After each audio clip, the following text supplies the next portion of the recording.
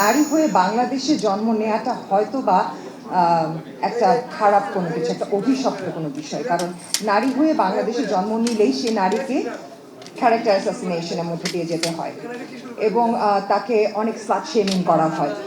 Despite whatever she does, despite whatever she is and whatever the skills she has or talent she has, সবকিছু কিন্তু ছাপিয়ে তার character assassination করে just because say নারীটা progressive কোনো একটা জায়গায় কাজ করছে। আর সেই নারী যদি হয়ে থাকে যে কিছুটা বোল্ড আউটফিট পরতে পছন্দ করে থাকে কিংবা বোল্ড মুভমেন্ট নিতে পছন্দ করে থাকে, তো সেই নারীদের ক্ষেত্রে তো একটা ট্যাগলাইন লেগে যায় যে prostitute, that person is a prostitute, she is a whore, she is a call girl. We are being called like that. সবসময় আমাদেরকে এই একটা নাম দিয়ে একটা ট্যাগলাইন দেওয়া হচ্ছে যখনই দেখা হয় কোনো নারী প্রগ্রেসিভ কোনো কাজ করছে, ডেভেলপমেন্টের কাজ করছে, যে নারী নিজের সাহস করে নিজের সত্তায় নিজেকে উপস্থাপন করছে নিজের মতো করে এবং নিজের ভালো লাগাটাকে সবার সামনে তুলে ধরার চেষ্টা করছে।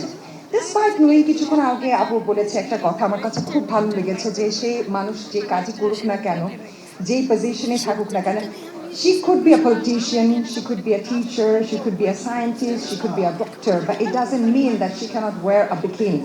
It doesn't mean she cannot wear a swimming costume, because আমরা যেখানে যেটা পড়া সেটাই পরবো।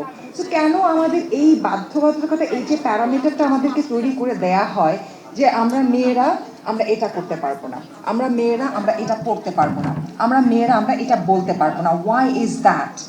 আমরা কি আসলেই এই ওমেন এম্পাওয়ারমেন্টটা পেয়েছি? আমরা কি নারীরা স্বীকৃতি আজও পেয়েছি? 2025 ইজ দিস। আমরা যদি 2025-এ এসেও এই বিষয় নিয়ে এখনো ফাইট করতে থাকি, তাহলে আসলে আমরা কবে মুক্ত হব?